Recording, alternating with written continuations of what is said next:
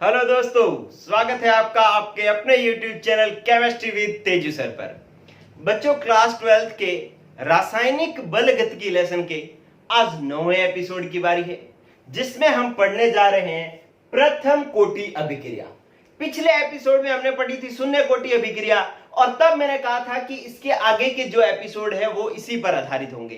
तो एक बार रिवाइज करते हैं कि पिछले एपिसोड में आपने क्या क्या सीखा था। देखो बच्चों, शून्य कोटि अभिक्रिया जब आपने पढ़ी थी ना, जीरो ऑर्डर रिएक्शन, तो आपने पढ़ा था क्या, एक आपने पढ़ी थी परिभाषा कि शून्य कोटि अभिक्रिया की परिभाषा क्या होती है। एक आपने समाकलित वेग, पहले अवकलित वेग समीकरण निकाली थी, अवकलित वेग समीकरण, फिर निकाली थी आपने समाकलित वेग समीकरण, फिर बनाया था आपने मतलब समाकलित वेग समीकरण से वेग स्थिरांक का मान ज्ञात किया था, फिर आपने बनाया था ग्राफ, और फिर निकाला था अर्ध आयु काल, और लास्ट में किए थे उदाहरण। ठीक है, तो इन्हीं स्टेप्स पर चलते हुए आज हम प्रथम कोटि अभिक्रिया के ही यही पॉइंट सारे सीखने जा रहे हैं। टेक्निकल क्लास है, बिल्कुल पूरी की पूरी आपको समझ में आएगी। पूरी क्लास तक जुड़े रहेंगे बच्चों, बहुत अच्छी शानदार चीजें आज आपके सामने आने वाली हैं। चलिए शुरू करते हैं प्रथम कोटि अभिक्रिया। गौर करो बच्चों कि वही कि एक मेरे पास था क्रियाकारक और वो बदल रहा था उत्पाद P के अंदर। ठीक है, T इज इक्वल टू 0 समय में हमारी प्रथम कोटि अभिक्रिया शुरू हो चुकी है बच्चों। बी अलर्ट, एक्टिव हो जाएं, हर एक बात को गौर करते जाएं। पलक झपकाना भी बना है, पलक भी झपकाई तो हो सकता है आपका बहुत इंपॉर्टेंट बात तो निकल जाएगी। चलिए बच्चों, t बराबर 0 समय पर इसकी सांद्रता थी R0, जिसको हम इसकी कहते हैं प्रारंभिक सांद्रता। ठीक है बच्चों, अब t इक्वल टू t समय पर क्या होगी, इसकी सांद्रता होगी R, जिसको हम कहते हैं t समय पर सांद्रता, या हम इसको कहेंगे अंतिम सांद्रता। ठीक है, t समय पर सांद्रता। चलिए, अब अगर मैं इससे अभिक्रिया वेग देखना चाहूं तो अभिक्रिया वेग क्रिया कारक की सांद्रता, यहां पर मैं लिख रहा हूं ऐसे, क्रिया कारक की सांद्रता dr अपॉन में dt। क्रिया कारक की सांद्रता में परिवर्तन बटा में समय में परिवर्तन अभिक्रिया का वेग होता है, और अभिक्रिया का वेग जो है वो हमारा समानुपाती है किसके, क्रिया कारक की सांद्रता r की पावर 1 के।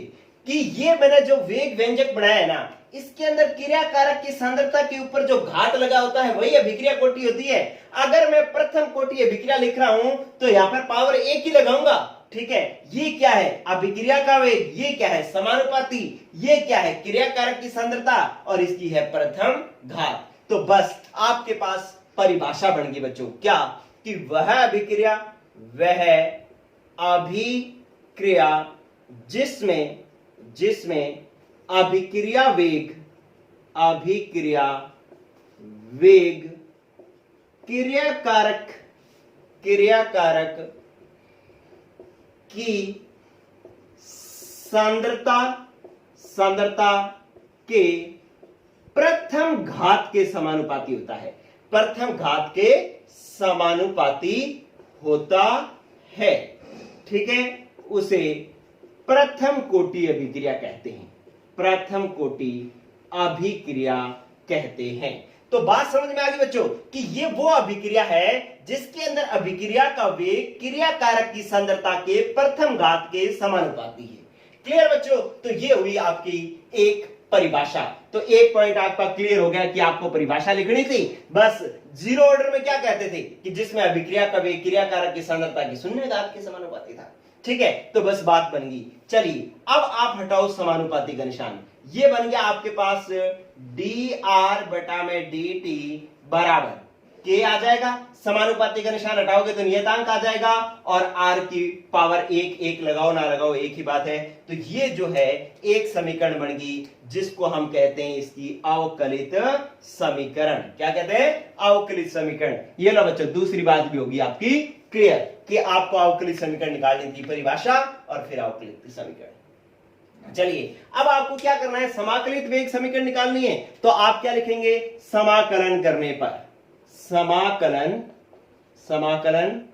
करने पर तो आप इसका समाकलन कीजिए, क्या होगा कि माइनस इसका डी आर बटा में डी टी का हम समाकलन करेंगे, ये समाकलन का निशान है, ठीक है। इस तरीके से आप जो निशान लगाते हुए किसका होता है, समाकलन का, बराबर ये क्या है आपके पास के आर, या आप ऐसे करो पहले इस समीकरण को तिरछा गुणा कर लो कि आर इधर ले आओ और टी डी टी इधर ले आओ, तो आपके पास पहले समीकरण ये बना लो कि माइनस डी आर बटा में आर बराबर के डी टी, ठीक है।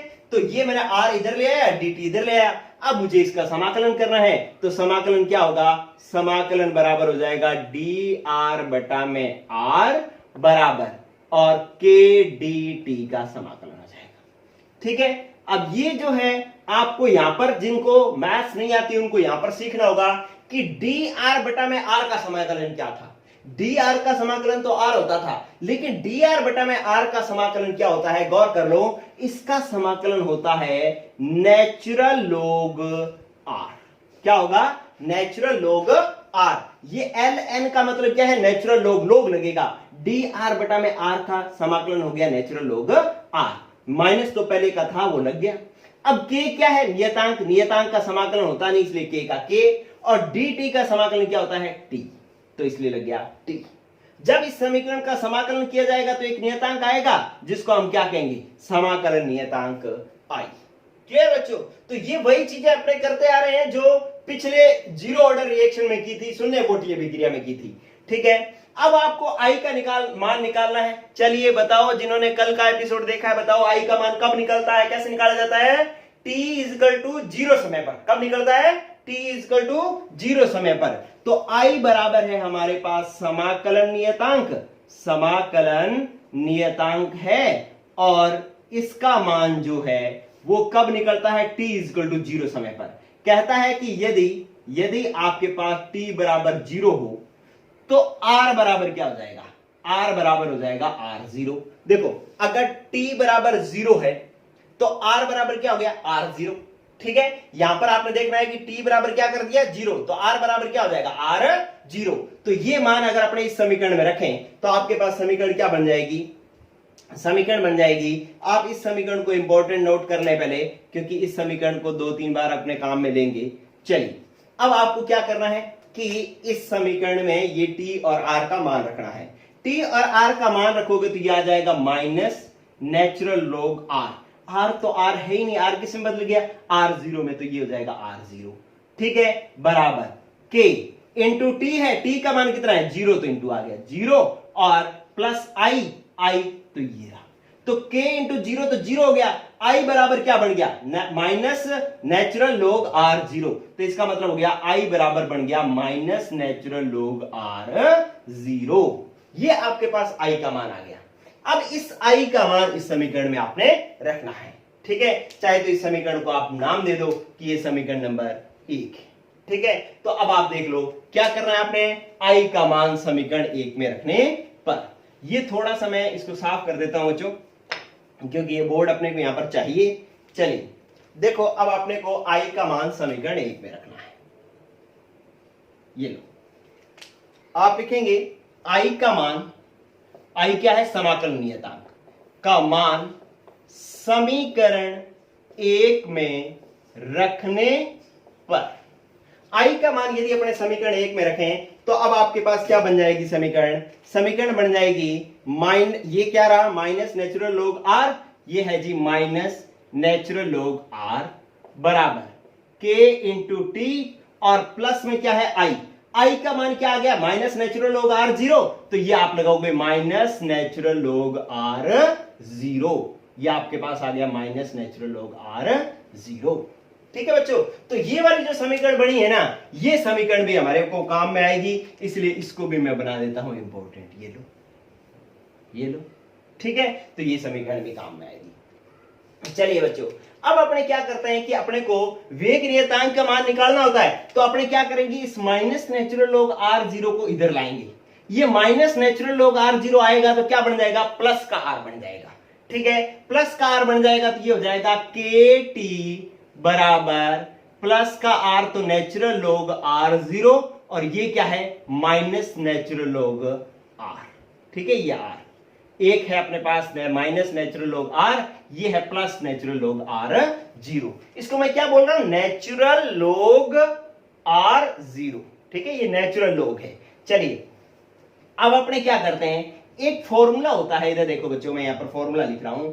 लोग का एक फॉर्मूला होता है कि लोग जो भी होता है अपने पास m माइनस लोग n को जो है ना आप ऐसे लिख सकते हो लोग m बटा में n। ठीक है, अगर मैं इसको कैपिटल M और कैपिटल N लगा दूं तो ये बन जाएगा लोग m बटा में n।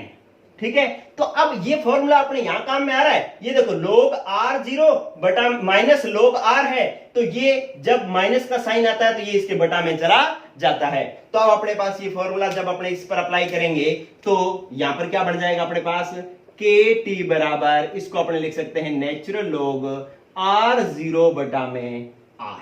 ठीक है, माइनस का साइन है तो ये कहां जाएगा, बटा में। ये लोग के कुछ फॉर्मूले हैं, आप मुझे कमेंट में बताना कि कितने लोगों को लोग के फॉर्मूले नहीं आते। जिनको नहीं आते उनके लिए मैं लोग की एक अलग से क्लास बना दूंगा जिसके अंदर लोग कैसे सॉल्व किए जाते हैं, लोग के फॉर्मूले कौन कौन से होते हैं। चलिए बच्चों अब एक चीज और देखो कि ये नेचुरल लोग है, आपको नेचुरल लोग को किसमें बदलना होता है, लोग की बेस 10 में। जब नेचुरल लोग को लोग की बेस 10 में बदलना होता है तो क्या करते हैं बच्चों, 2.303 से गुणा करते हैं। तो नेचुरल लोग बराबर होता है 2.303 लोग की बेस 10। ठीक है, जब तक ये 2.303 से गुणा नहीं करते तब तक तो इसको लिखेंगे ln।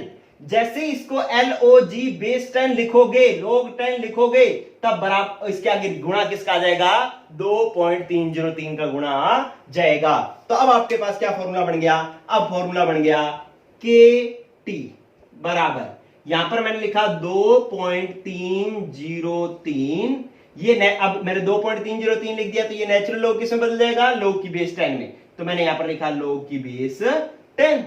ठीक है, और ये क्या है, ये तो जो बचा है r0 बटा में r है। ठीक है, आपने क्या निकालना था, k का मान, तो k बराबर हो जाएगा t, तिरछा गुणा कर लोगे तो ये आ जाएगा इसके बटा में 2.303 बटा में t लोग की बेस 10 r0 बटा में r। ये लो, ये आपके पास लास्ट वेग नियतांक का फॉर्मूला आ गया। वेरी इंपॉर्टेंट, बहुत सारे न्यूमेरिकल इसी फॉर्मूले पर हल होंगे, बहुत सारे न्यूमेरिकल।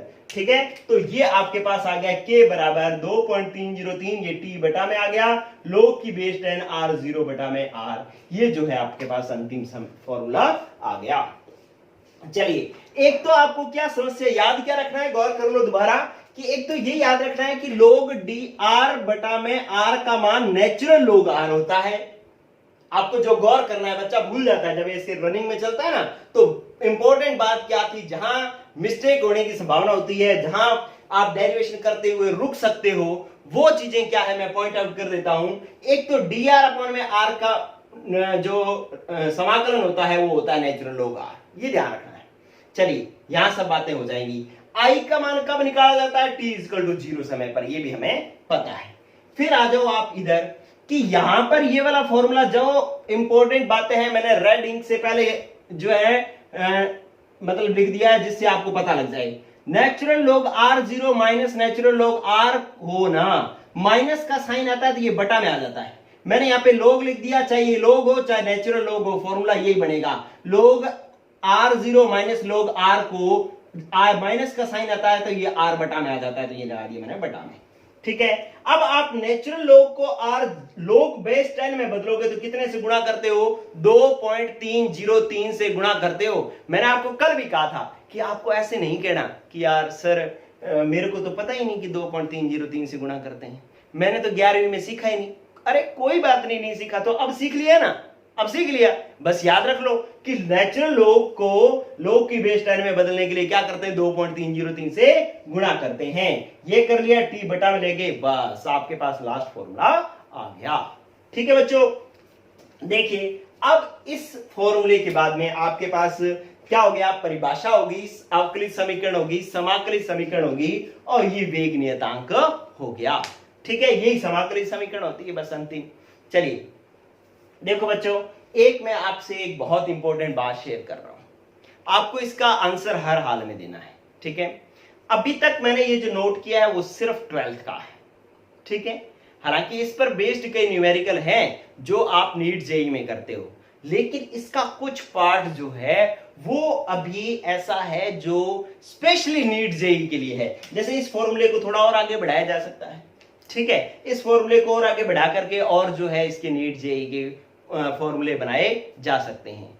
तो मुझे कमेंट करके आप बताओ कि सर मैं आपको इतना ही बताऊं या इससे आगे और निकाल दूं, इसी वीडियो में इसको बताया जाए या इसके लिए अलग से वीडियो बनाई जाए। तो ये बात जो है आप मुझे कमेंट करके जरूर बताना कि किस तरीके से मैं आपको बताऊं, क्योंकि अगर मैं इसको बढ़ा दूं तो कहीं आप यूं ना घबरा जाओ कि सर मेरे को तो 12th ही पढ़ना था और आपने इसको बहुत आगे ले गए, इतना तो बुक में है ही नहीं, ठीक है। तो ऐसे परेशान ना हो, ठीक है। इसलिए जो है मैंने इसको यहीं तक करवाया है, लेकिन आप मुझे बताएंगे कि इससे आगे और ले जाऊं या नहीं ले जाऊं। चलिए, लेकिन हाँ, नीट जेई के इतने तक इस पर बेस्ड जो क्वेश्चन है वो तो मैं करवाऊंगा, लेकिन इससे आगे ले जा करके फिर क्वेश्चन करवाऊं या ना करवाऊं ये आप मुझे कमेंट करके बताइएगा। चलो बच्चों, ले लो स्क्रीनशॉट। ये आपके पास प्रथम कोटि अभिक्रिया के वेग नियतांक का डेरिवेशन हो गया। चलिए अब आओ आप नेक्स्ट, फिर अपने क्या करते हैं इस डेरिवेशन के बाद कि R और T के बीच में ग्राफ खींचते हैं, मतलब सांद्रता और समय के बीच में ग्राफ खींचते हैं। तो मैं ये कर देता हूं साफ, आपने स्क्रीनशॉट ले लिया होगा बच्चों। चलिए ओके, देखो नेक्स्ट क्या है। नेक्स्ट अपने पास ये है कि ये देखो बच्चों, आपने किस किस में ग्राफ खींचना है।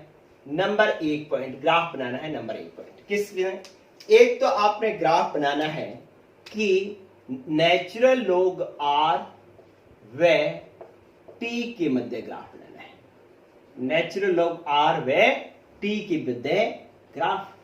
तो इसके लिए नेचुरल लॉग R और T के बीच में, नेचुरल लॉग R और T के बीच में ग्राफ बनाना है। तो ये समीकरण काम में आएगी अपने पास, ठीक है। तो ये समीकरण उठा लो, मैंने आपको पहले इंपॉर्टेंट लगा दी थी इसको। तो ये आ गया नेचुरल लॉग R बराबर KT minus natural log R 0, ठीक है। Natural log R 0। इस समीकरण को क्या करो, माइनस से गुणा कर दो। तो ये क्या हो जाएगा, माइनस माइनस प्लस, तो नेचुरल लॉग R बराबर ये plus minus minus K into T, minus minus plus natural log R 0, ठीक है। जब अपने ग्राफ बनाते हैं तो पिछले एपिसोड में मैंने आपको तरीका बताया था, ये जब आपने समीकरण निकाल लेते हो तो इस समीकरण की तुलना किससे करते हो, सरल रेखा समीकरण से। तो सरल रेखा समीकरण आपके पास क्या है, सरल रेखा समीकरण है y बराबर mx प्लस में c। आप ग्राफ किस किस में खींच रहे हो, y और x में। किस किस में, y और x में। y क्या है नेचुरल लॉग R, x क्या है t, इन दोनों में ग्राफ खींच रहे हो। m आपके पास क्या होता है, ढाल, और c क्या होता है, अंतःखंड। तो आप ग्राफ बनाओ, यहां पर कैसे बनेगा, चलिए आप ग्राफ इस तरीके से बनाओगे। ये लो, आपने एक तो लिखना है कि यहां पर natural log R, natural log R और एक t, इसके बीच में ग्राफ खींचा। अब ग्राफ लाइन कहां से शुरू होगी, यहां से या ऊपर से। तो अगर c की वैल्यू है, अंतःखंड की वैल्यू है, तो ग्राफ लाइन ऊपर से शुरू होगी। अगर c की वैल्यू यहां पर कुछ नहीं है तो ग्राफ लाइन 0 से शुरू होगी। तो मैंने देखा c की वैल्यू यहां पर है ना, नेचुरल लॉग R 0 है ना, देखो प्लस में c प्लस में नेचुरल लॉग R 0, तो यहां पर मान है, इसलिए ग्राफ कहां से शुरू होएगा, ऊपर से शुरू होएगा, यहां से, ठीक है। और इसका मान क्या होगा, यहां पर मान होगा natural log R 0, natural log R 0, ठीक है। c की वैल्यू, अंतःखंड की वैल्यू क्या है, नेचुरल लॉग R 0 है, ठीक है। अब ग्राफ जो है यहां से अब ये ऊपर जाए, नीचे जाए, सीधा जाए, कैसे पता चलेगा, इस m के मान के आधार पर। आप देखो m का मान माइनस k है, माइनस k का मतलब है कि ढाल कैसा आएगा, ऋणात्मक आएगा। अगर k की वैल्यू, अगर m की वैल्यू प्लस में होती तो ढाल ऊपर की तरफ जाता, अभी माइनस में तो ढाल नीचे की तरफ जाएगा। तो चलिए भाई आप ढाल बनाओ, इसका कैसे बनेगा, ये ग्राफ लाइन जो बढ़ेगी इस तरीके से नीचे की तरफ जाएगी, ठीक है। अब आप क्या लिखेंगे कि ढाल बराबर इसका क्या आ गया, ढाल बराबर आ गया माइनस k। तो इस तरीके से आपने ग्राफ बनाना था। ये लो बच्चों, एक आपका बन गया ग्राफ। ठीक है, तो इस तरीके से आप नेचुरल लॉग आर और टी के बीच में ग्राफ बना सकते हो। चलिए, अब आपको एक और ग्राफ बनाना है। प्रथम कोटि अभिक्रिया में दो ग्राफ बनाने हैं। शून्य कोटि अभिक्रिया में तो एक ही था, प्रथम कोटि अभिक्रिया में आपको दो ग्राफ बनाने हैं। चलो साफ कर दूं मैं इसको, ले लो स्क्रीनशॉट ले लो बच्चों। पेपर में क्वेश्चन आता है, जो 29वां प्रश्न होता है उसमें 4 ऑप्शन होते हैं, उसमें मतलब 4 पार्ट दिए होते हैं। एक पार्ट में ऐसा क्वेश्चन दिया हो सकता है कि प्रथम कोटि अभिक्रिया के लिए नेचुरल लॉग आर व टी के मध्य ग्राफ बनाइए। तो आपको ये सब काम करना है, 1 नंबर का ये पूछा जा सकता है।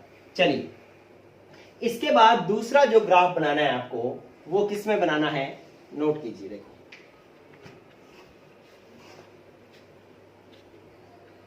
दूसरा ग्राफ आपने बनाना है बच्चों, लोग R0 बटा में R व T के मध्य ग्राफ।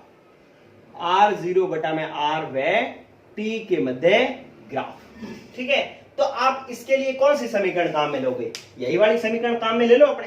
ठीक है, इस समीकरण को मैं लिखता हूं इधर। देखो, मैंने लिखा कि k बराबर 2.303 log की बेस 10 R0 बटा में R, और यहां पर क्या था, T।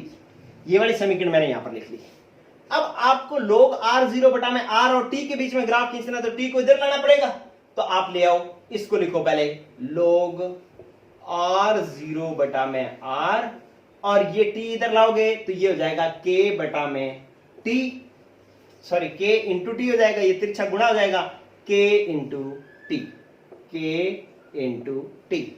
और ये 2.303 इधर गुणा में, बराबर किधर आएगा तो क्या आ जाएगा, बटा में, तो ये आ जाएगा 2.303। ठीक है, अब आप देखो, अब आपके पास ये आपके पास समीकरण बन गई है। इस समीकरण की तुलना आप देख लो पहले कि भाई ये y, ये पूरा का पूरा y है, और ये है x, इन दोनों के बीच में ग्राफ खींचना है। ठीक है, तो ये आपके पास हो गया y और ये हो गया x, और x के साथ जो राशि गुणा में होती है वो पूरी की पूरी क्या होती है, m, तो ये हो गया y बराबर mx। यहां पर कुछ वैल्यू, वैसे तो यहां पर c होता है, लेकिन इस समीकरण में यहां पर c कुछ भी नहीं है, तो इसका मतलब है अंतःखंड इस बार कुछ भी नहीं है। चलिए, अब आप ग्राफ बनाओ। कैसे बनेगा ग्राफ, कि आपने यूं लिखा, ये इस तरीके से, ये लो t, ग्राफ किस किस के बीच में खींचना है, t, और लोग R0 बटा में R के बीच में ग्राफ खींचना है। ठीक है, अब आप देखो कि ये ग्राफ शुरू कहां से होगा। शुरू देखो, ये प्लस c की वैल्यू यहां पर कुछ है, कुछ भी नहीं है। ये देखो, ये तो हो गया mx, प्लस में c की वैल्यू कुछ ना कुछ होती तो ये ग्राफ लाइन ऊपर से शुरू होता, लेकिन अब c की वैल्यू कुछ भी नहीं है, तो ये ग्राफ लाइन 0 से शुरू होगी। कहां से शुरू होगी, 0 से, यहां से शुरू होगी। ठीक है, अब देखते हैं ढाल यहां से नीचे की तरफ जाएगा कि ऊपर की तरफ जाएगा। तो m की वैल्यू क्या है, k बटा में 2.303, यहां पे साइन किसका है, प्लस का। ठीक है, तो इसका मतलब ये ग्राफ लाइन ऊपर की तरफ जाएगी, m की वैल्यू प्लस में, इसलिए ग्राफ लाइन ऊपर की तरफ जाएगी। अब इसका ढाल बराबर क्या हो गया, इसका ढाल हो गया हमारे पास, ढाल बराबर हो गया k बटा में 2.303। तो ये आपके पास log R0 बटा में R व T के बीच में ग्राफ हो गया। सीधी रेखा आई, 0 से शुरू हुई। 0 से क्यों शुरू हुई, क्योंकि C की वैल्यू कुछ नहीं थी। ढाल ऊपर की तरफ ही क्यों गया, क्योंकि M की वैल्यू प्लस में थी, प्लस k बटा में 2.303। तो इस तरीके से ये ग्राफ आ गया बच्चों, ये ग्राफ हो गया आपका दूसरा, और ये भी बात हुई कंप्लीट। चलिए, अब आपको नेक्स्ट जो पढ़ना है वो क्या पढ़ना है बच्चों, अर्ध आयु काल। प्रथम कोटि में अभिक्रिया में अर्ध आयु काल क्या होगा, कितना होगा। ठीक है, साफ कर दूं मैं इसको। चलिए, ये भी कर देता हूं साफ, स्क्रीनशॉट ले लेना बच्चों इसका। ठीक है, चलो देखो, एक बात, कई बच्चे मेरे को कमेंट करते हैं कि सर आप पानी रखा करो, सर आप पसीना बहुत आ जाता है आपको। तो ये सब जो कर रहे हैं, मतलब ये जो मेहनत कर रहे हैं, इसका एक ही प्रतिफल मांगते हैं आपसे। आपसे एक ही गुरुदक्षिणा है बच्चों, क्या, कि आपने वीडियो को लाइक करना है, कमेंट करना है और शेयर करना है, अपने दोस्तों को शेयर जरूर करना है। अगर आप किसी को शेयर करते हैं, किसी को अच्छा लगता है, वो चैनल सब्सक्राइब कर लेता है तो बहुत अच्छा, नहीं करता तो भी कोई बात नहीं, अगर उसको अच्छा नहीं लगता तो ठीक है। लेकिन आप जो मुझसे पढ़ रहे हैं, रेगुलर पढ़ रहे हैं, वो इतना काम जरूर किया करें। चलिए बच्चों, जैसे वीडियो खत्म हो उसको लाइक कर दिया करो, कमेंट कर दिया करो, अच्छा बुरा कुछ क्वेश्चन कुछ भी कमेंट किया करो और उसको शेयर कर दिया करो। जो कुछ बच्चे ऐसे हैं जो वीडियो को बिना सब्सक्राइब, चैनल को बिना सब्सक्राइब किए वीडियो देख रहे हैं, तो वो चैनल को सब्सक्राइब जरूर कर लें बच्चों, ठीक है। चलिए अब आप देखो एक और बात, वो क्या है, अर्ध आयु काल। क्या है? अर्ध आयु काल। चलिए, अर्ध आयु काल, मैंने आपको ये बात पहले सिखाई हुई है, अर्ध आयु काल, तो अब फिर दोबारा बात कर रहे हैं। वो शून्य कोटि अभिक्रिया के लिए बात की थी, अब अपने कर रहे हैं प्रथम कोटि अभिक्रिया के लिए, कि आर था, पी में बदल रहा था उत्पाद में। T इजिकल टू 0 समय पर इसकी सांद्रता थी R0। R0 कौन सी सांद्रता होती है? प्रारंभिक सांद्रता होती है, ठीक है।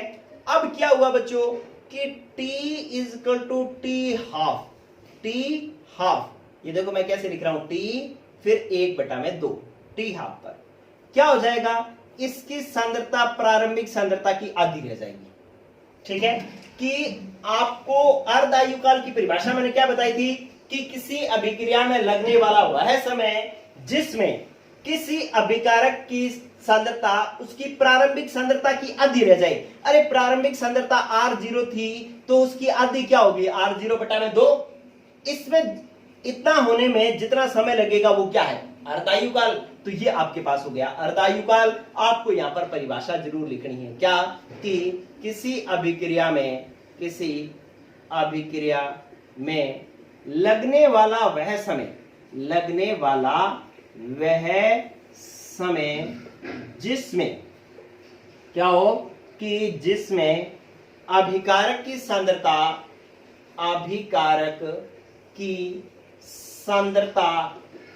उसकी प्रारंभिक सांद्रता की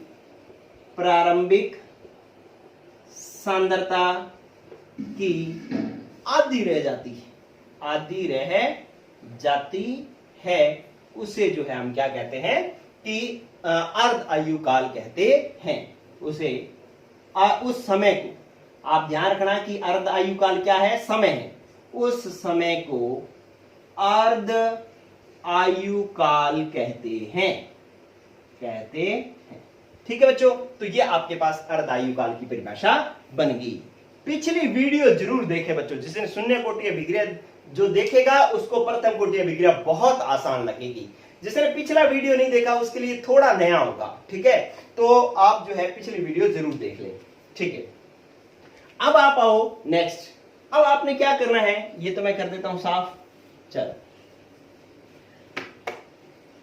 अब प्रथम कोटि अभिक्रिया के वेग नियतांक का फॉर्मूला क्या है, ये फॉर्मूला मैं इतनी बार लिख रहा हूं, अब तो ये बस आपको याद हो जाना चाहिए। क्या कि आपके पास फॉर्मूला है K बराबर 2.303/T log की बेस 10 R0/R, ठीक है। ये फॉर्मूला अब तो आपको बस रट जाना चाहिए। ओके, ये तो फॉर्मूला रट जाना चाहिए। अब आपके पास क्या है कि पहले तो देखो T कितना है, T बराबर बन गया अब अपने पास T हाफ, T बराबर बन गया T हाफ। इस T की जगह अपने क्या लिखेंगे, T हाफ। R0 ही रहेगा, लेकिन R अब क्या बन गया, R बन गया R0/2, ठीक है। पहले अपने R यहां पर लिखा करते थे ना, उस R की जगह अपने ने क्या लिख लिया, R0/2, क्योंकि प्रारंभिक सांद्रता की अब सांद्रता कितनी रह गई है, आधी, ठीक है। तो ये मान जो है जब हम इस समीकरण में रखेंगे तो ये आपके पास हो जाएगा K 2.303, T की जगह क्या लिखोगे, T हाफ, T 1/2, फिर log की बेस 10 R0 ही रहेगा, R0 क्या रहेगा, R0, और R की जगह क्या आ जाएगा, R0/2, R0/2 कहां चला जाएगा, ऊपर 2 हो जाएगा, ठीक है। अब आप देखो R0 से R0 कट जाएगा, ये लो, ये R0 से R0 कैंसिल, ठीक है। और अपने को अर्धायु काल निकालना है तो अर्धायु काल लिख लो, इधर T हाफ आ जाएगा, इधर T हाफ बराबर 2.303/K, अब ये क्या बच गया, log 10, और यहां पर क्या बच गया 2, तो ये बच गया log 10/2। ठीक है, अब अपने को log 2 का मान चेक करना है कि log 2 का मान क्या होता है। अपने पास log 2 का मान होता है, log 2 बराबर होता है 0.3010। log 2 का मान क्या होता है 0.3010, याद रख लो क्या 0.3010। अरे ये चीजें जो बता दी जाती है वो भूलनी नहीं है दोबारा, ठीक है। ऐसा नहीं हो कि अभी तो बस आपने ऐसे ही नजर से ऐसे दौड़ा लिया बस, और जब पेपर बैठ करने बैठो तब कहोगे यार यहाँ पर बस ये वैल्यू ही तो रखनी है, यही वैल्यू याद नहीं आ रही।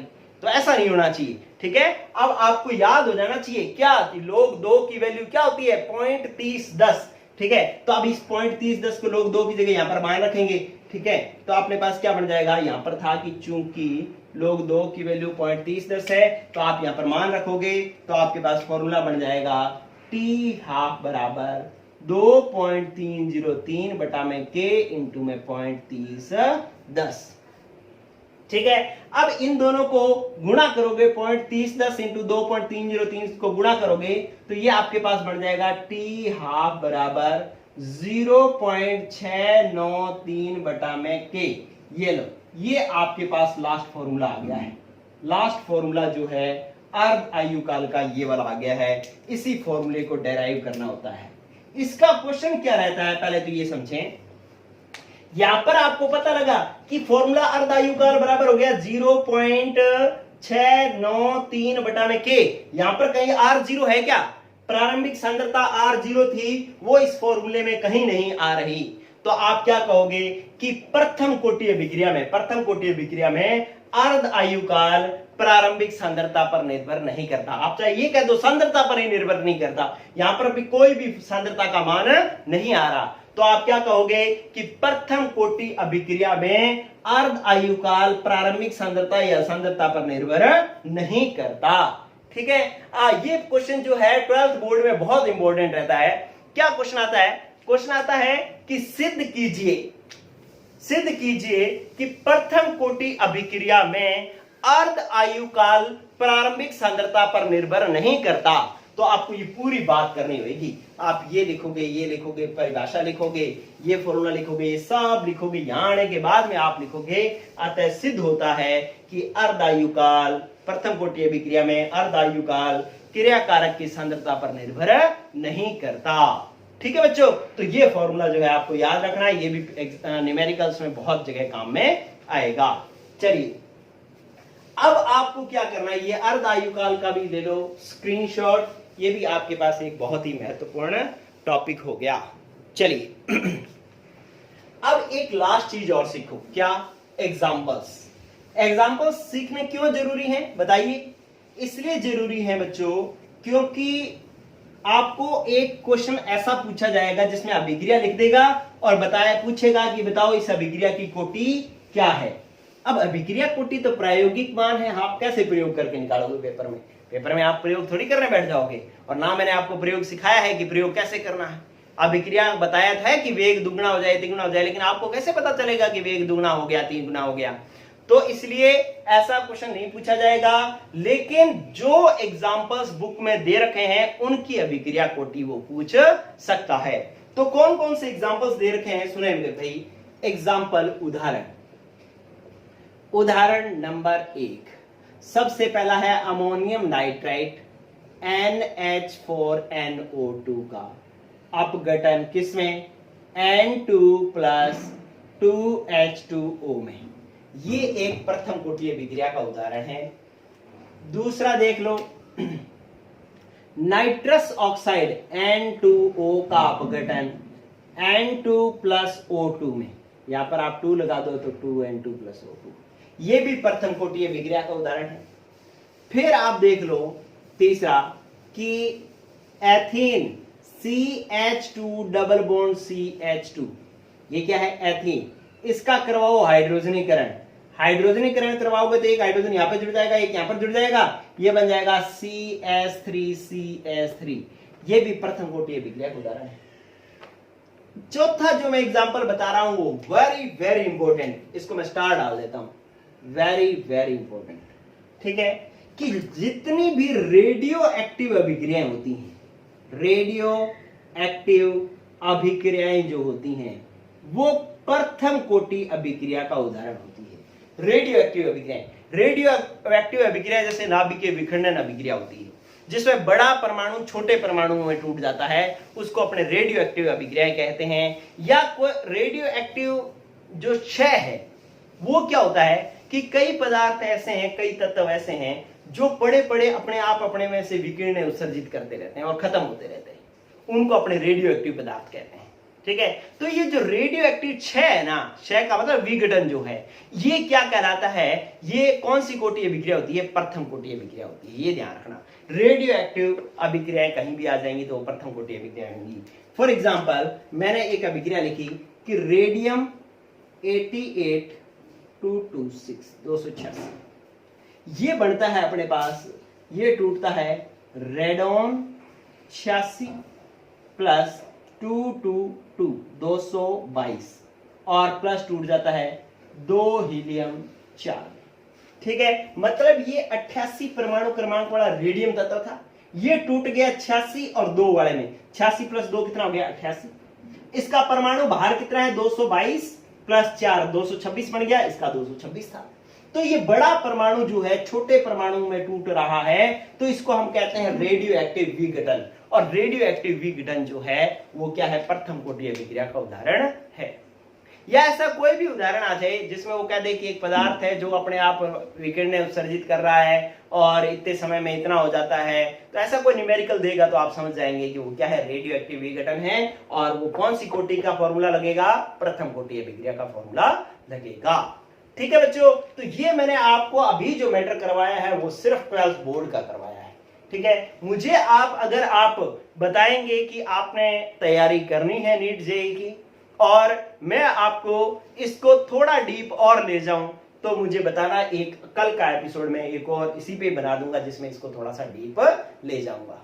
ठीक है बच्चों, तो कल जो है, आज वीडियो देख करके जरूर रिप्लाई करना मुझे। ओके, गुड लक बच्चों, पढ़ते रहो, बहुत ही जरूरी क्लास थी। इससे रिलेटेड भी बहुत सारे न्यूमेरिकल बनते हैं। 12th बोर्ड के रासायनिक बलगतिकी लेसन के जो जितने भी न्यूमेरिकल बनते हैं वो आज वाली क्लास से बनते हैं। ठीक है, न्यूमेरिकल तो मैंने आपको करवाने ही करवाने हैं, लेकिन टॉपिक को और डीप ले जाऊं या ना ले जाऊं ये आप मुझे कमेंट में बताइए। ओके, गुड लक बच्चों, वीडियो को लाइक कर दो, अगर पसंद आई है तो शेयर कर दो, कमेंट करो। ठीक है, शेयर जरूर करना ताकि दूसरे दोस्तों तक पहुंचे। ओके, गुड लक बच्चों, पढ़ते रहो, बाय।